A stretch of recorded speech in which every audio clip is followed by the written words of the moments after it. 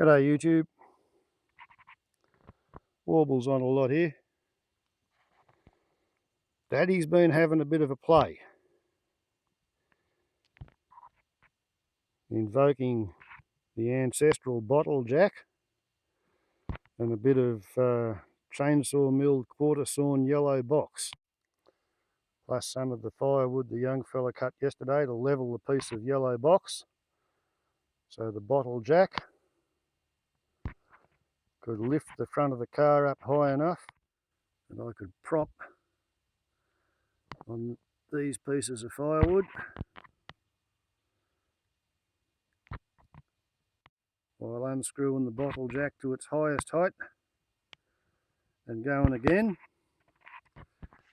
which allowed me to get the wheels out of the underground river.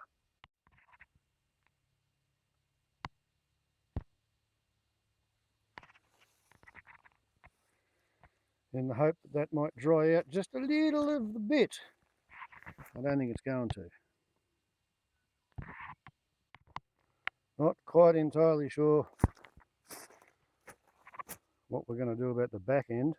I'm inclined to cut a couple of armloads of this tea tree off short at ground level and stuff it all in front of where that stick is,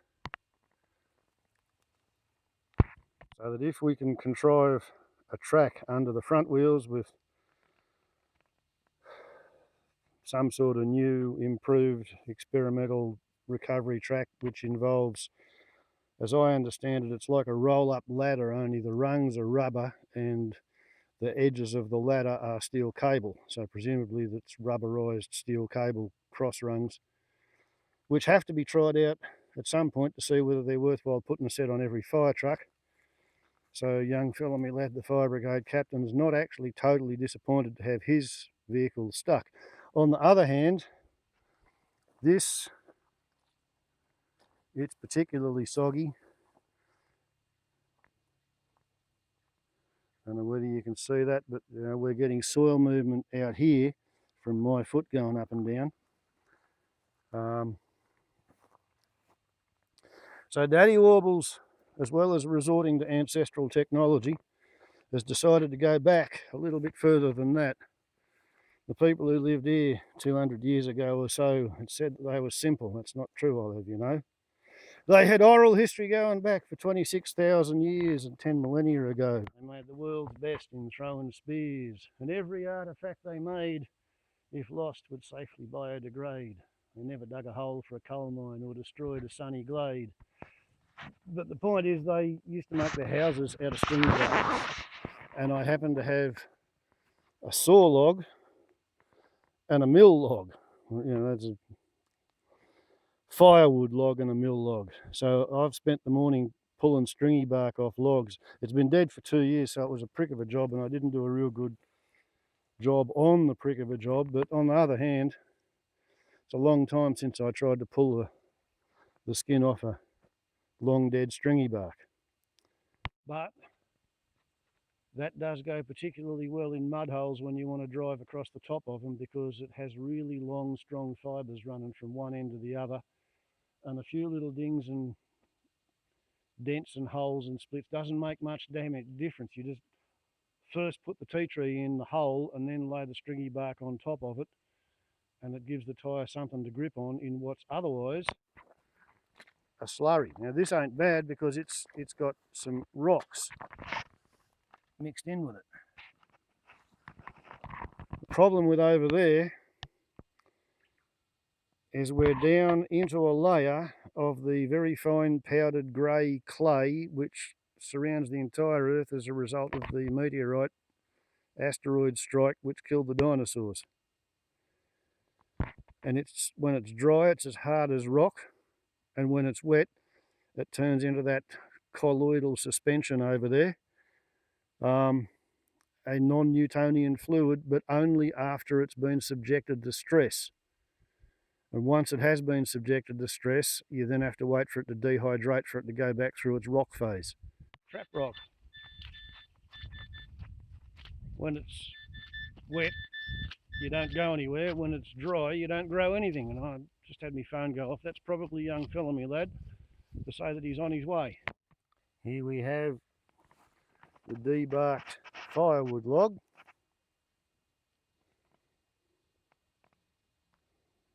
This is what normally happens to the bark on firewood stringy. It all gets cut up into little short lengths. But it makes pretty good recovery tracks if it's left in the long, so to speak. Of course, the Aborigines used to do this to standing trees, and they'd only take the bark off one half of the trunk. So they didn't actually kill the trees. And they were doing it with fire-hardened spear points as levers to get under the bark, and they had to chop their way down to it with stone axes, generally hand axes. My tools aren't quite that primitive, although they are old and ancestral. And of course, I did buy the chainsaw with which to start. Not really difficult, just kind of time consuming. It takes about half an hour to get each side off. And of course it would be a lot better if the log had not been lying on the ground for a bit over a year after having slowly died of thirst. I have seen living, straight, healthy trees barked, and it's really, really easy with them because the living bark pops right off. And if you leave it more than a couple of days, it gets really, really, really hard to get off, and then if you let it sit for another couple of years, it comes off easy, but it's kind of rotten. So you're supposed to bark your log the same day you cut the tree down. But you know, this was going to be a saw log. I just didn't get around to milling it. It's kind of vital to actually get right down underneath that layer of fibres there. If you don't, you tend to split, which is not what you want. And like I said, that doesn't happen anywhere near as easy when you're not dealing with a corpse that's been dead for a year and a half kind of thing. There you go. Did done did.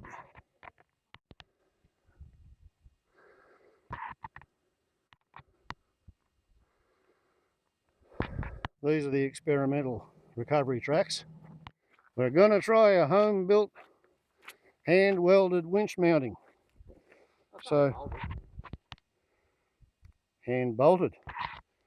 So Daddy warbles his drainage tracks in preparation for stringy bark exit ramps may be yet unnecessary. It might have worked, it might not have. It might yet still have to try. We don't know. It'll still have to try. Fatigue overloading. What sort of a miserable mongrel Chinese prick would make a fucking winch with an alloy casting? Oh. Well, some arsehole did it. Plan C.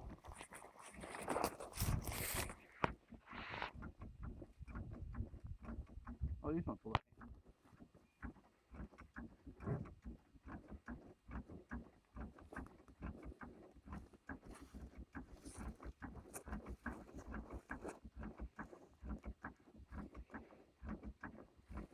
And yeah, I'd had to bloody jack it to the full extent of that little thing to get it onto those blocks of wood. Yeah. So like it was belly deep at the front.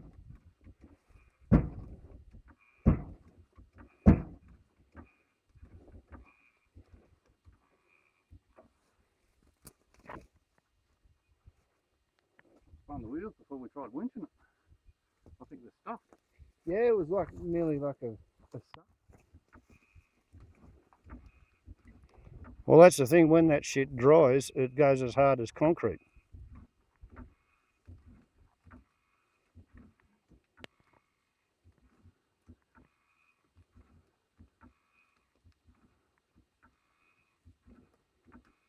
front end of your jack sinking.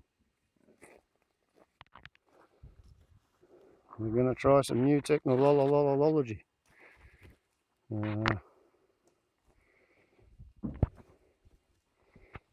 It's probably going to have to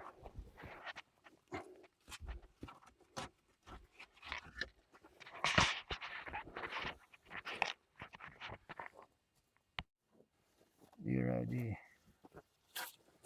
In the middle of that we have a bloody pause button failure. So you might have been listening to the inside of my pocket for a while, God only knows. Braided wire cable with plastic coating connected.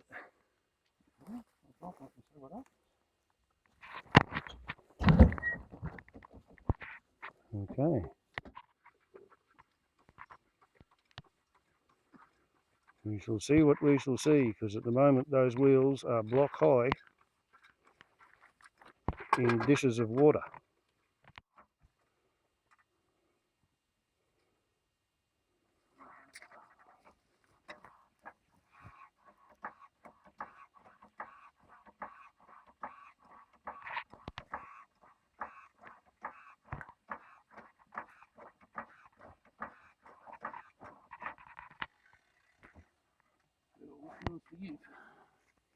Right.